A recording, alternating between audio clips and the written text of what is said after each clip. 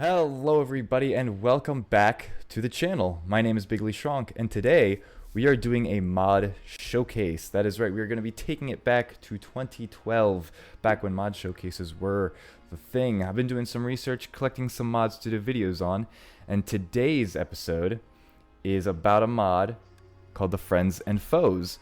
Pretty much it takes the mobs from previous mob votes in Minecraft Lives and puts them into the game, like the Copper Golem, the Glare, the Isolager, all those fun and very, very dangerous mobs. And it gives them all sorts of amazing features, new structures as well, and new abilities. So let's just jump right into it. So in this chest right here, we have all the new mobs that came with this. We have the Copper Golem, we have the Glare, we have the Isolager, the Illusioner, the Mauler, the Moobloom, and of course the Wildfire. Now these are all parts of Minecraft mob votes that sadly got rejected. First up, we are going to be looking at the Copper Golem. Now over here we have the items and stuff for the other additional mobs. So I'm going to grab these here and show you guys how to craft a Copper Golem in this mod. So you take a copper block, a carved pumpkin, and a lightning rod. And you do get an achievement for it. But look at him go. Oh, he's so cute.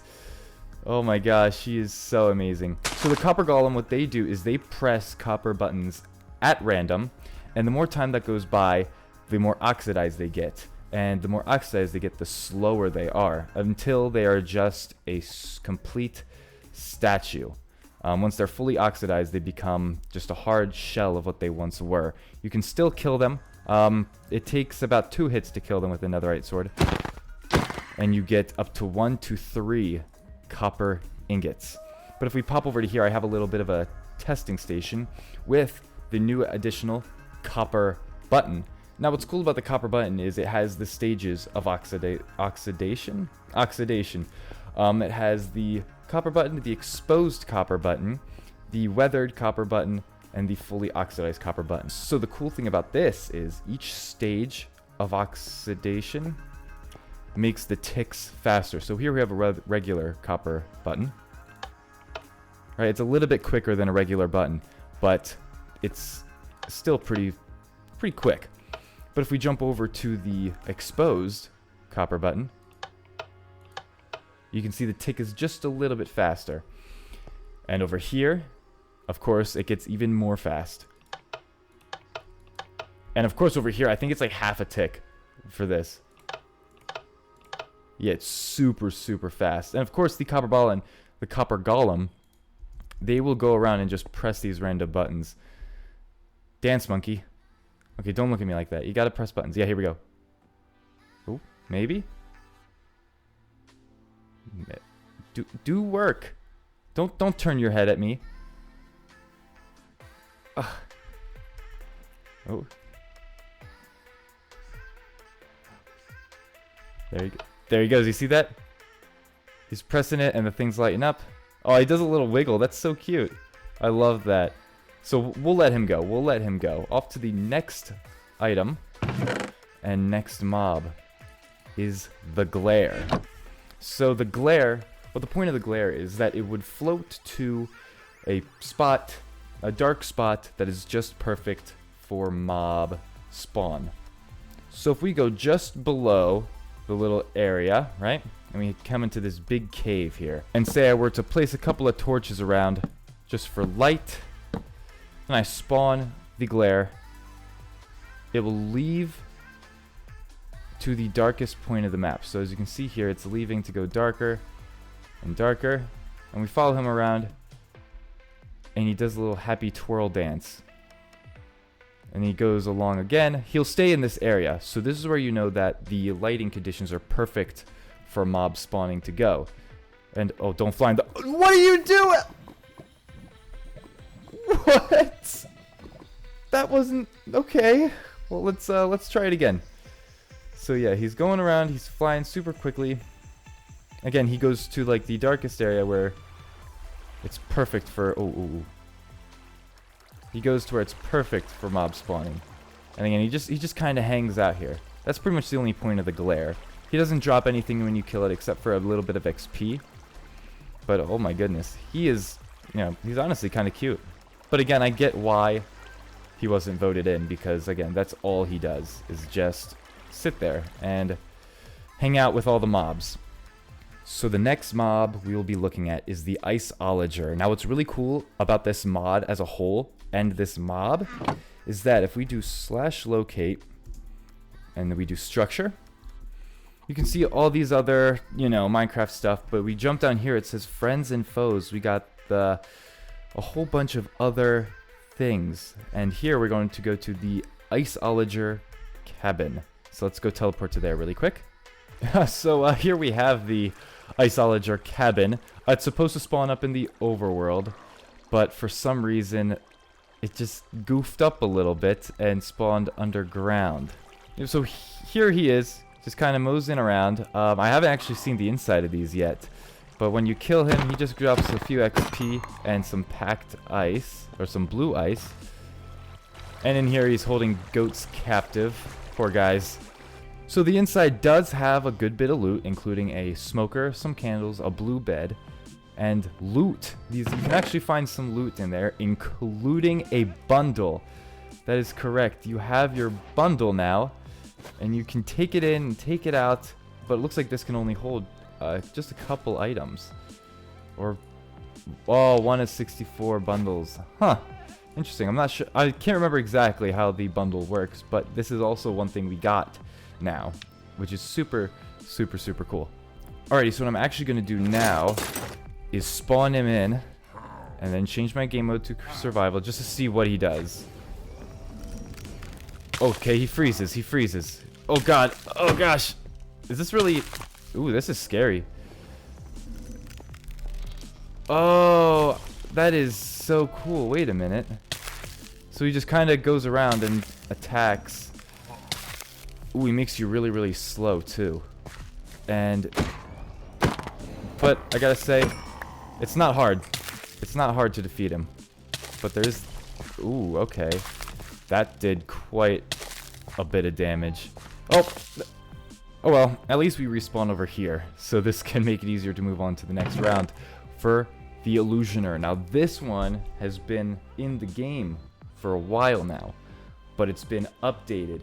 The texture's been rechanged, and it's finally been implemented in the game. And these have a couple of structures as well. So if we just hit locate structure, and of course we pan down to the Friend and Foes thing, we have the Illusioner Shack and the Illusioner Training Grounds. So let's hibbity hop up to here to the Illusioner Shack. Alright, so here we are at the Illusioner's cabin. Now this building is actually quite sweet. It's actually, I like it a lot. If we go in onto the inside, we have him there, the Illusioner. Look at him looking all mean and stuff like that. But there's little water bottles here in item frames. I guess you can't, since you can't like put them there. We have a free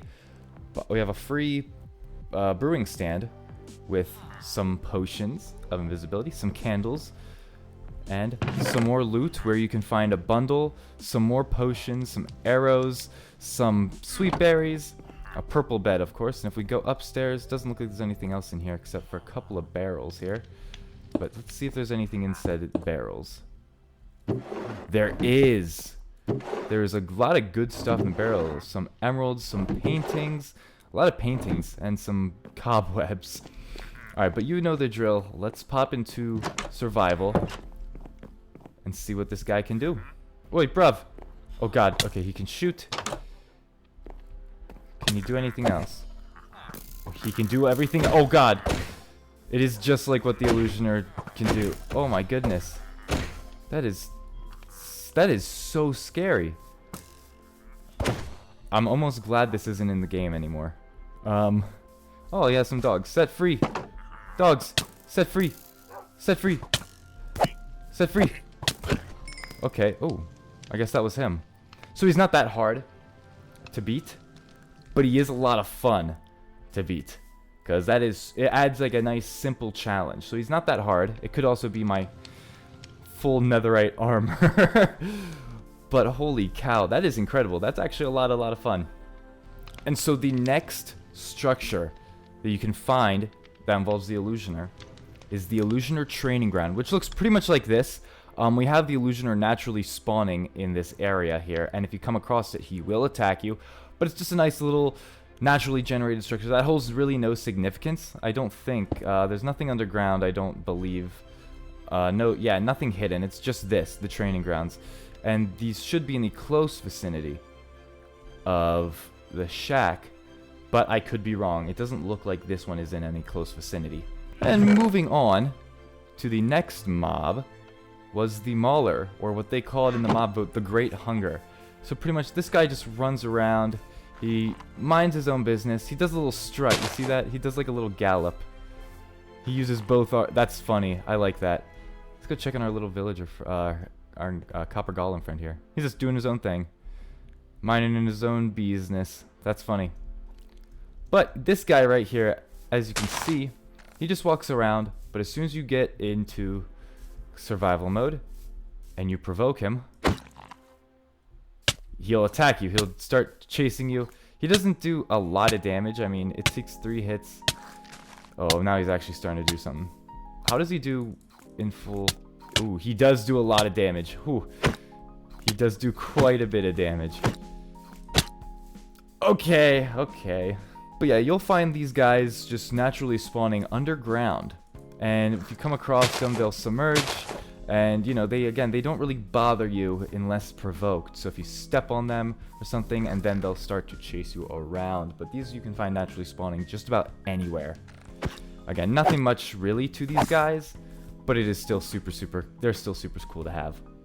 Alrighty, moving on to the next mob is the beloved Moobloom. The Moobloom is a mob from Minecraft Earth.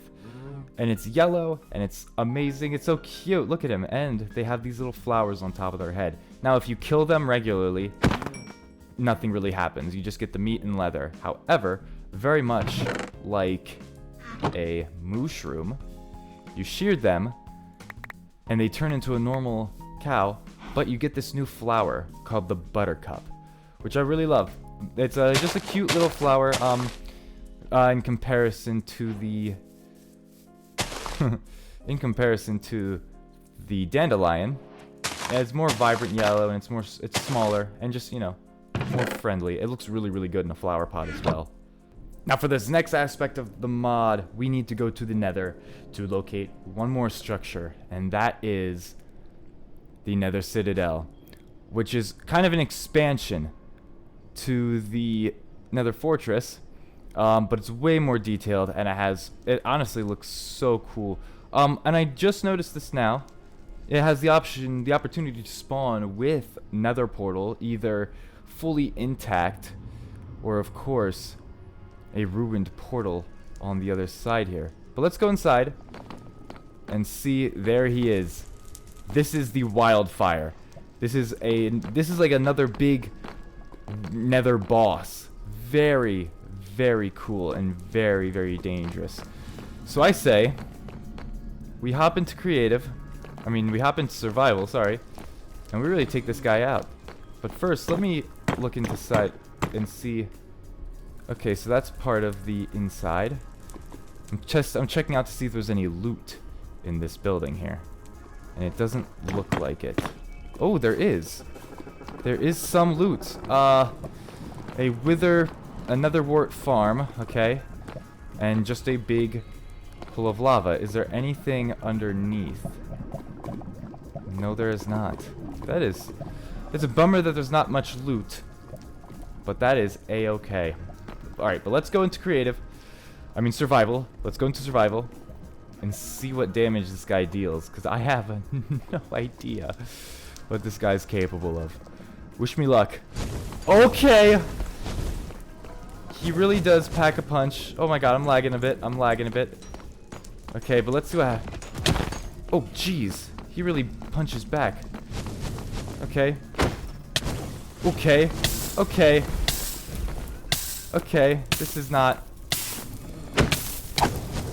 Oh, wait. One of his shields got knocked out. Uh-oh. Creative. I wasn't going to survive that. But you could see there, one of his shields got knocked out. So if you hit him some more times, right, the shields get knocked out. And they start to move faster. So I guess the goal is to knock out all 4 of the shields. And it looks like 3 good critical hits with a netherite sword is what brings him down, right? And here he is now. I don't think his defenses are any better. Let me just do that. And if we just keep on hitting him. Holy cow. That took so much. And he dropped an item. A wildfire crown fragment. So let's head back to the overworld and let's talk about that. Alright, so here we are back. All the mobs for this mod here are super, super cool. I love this so much. Oh, by the way, I also forgot to mention that this mod is available for both Forge and Fabric. I have the Fabric edition that I'm using right now. But if we go into this chest right here, here's where all the items are. And what's cool is, a mob that we didn't get to see is a new job for villagers called the Beekeeper. Now, the Beekeeper, again, you can buy honey, you can buy bottles of honey, you can buy honeycomb, all that fun stuff. You can sell it for some emeralds, you can buy probably all of these as well. They have a wide variety of things to buy and sell. But with that comes variants of the beehive. We have a crimson beehive, we have mangrove beehive, a dark oak beehive, of course the regular beehive, all looking very, very cool. But while we were in the nether, the wildfire dropped these crown fragments.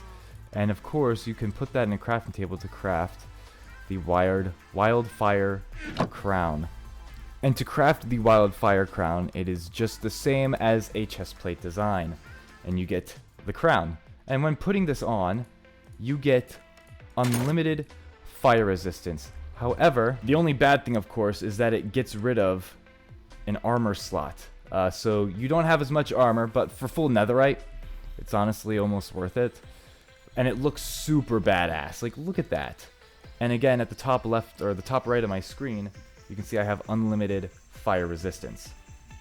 And so the last few items on this mod are related to the copper stuff.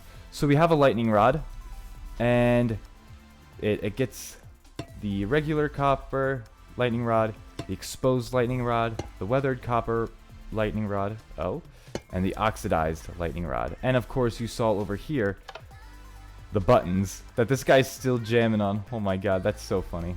So with these items here, the purpose of this is the more oxidized they become, the less effective they are. So you have again, same thing with this, like the weaker they are, the older they are, the weaker the tick is. The older these are, the more likely they're not able to attract lightning. They don't protect as much from lightning, which is very, very cool. So of course this one will, when lightning strikes, it'll hit it every single time. This will hit it most of the time. This will hit it sometimes. And lightning will hit this never. This one renders it completely useless. But there you have it for this short little mod showcase. I hope you guys enjoyed this. I've always wanted to do a mod showcase, and I just haven't figured out good mods to do it on. But this is definitely one that I'm considering putting in my Just Another Minecraft Let's Play series. It is so much fun to do, and the link for the Forge and Fabric versions of the mod will be down in the description below, so be sure to check that out. And if you enjoyed this content or pretty much any of the other content I do, feel free to leave a like, comment, and subscribe. It helps me out a ton knowing that you guys are enjoying this content, thus further encouraging me to create more content for you guys. Thank you so much for watching, and you guys be safe out there. Goodbye.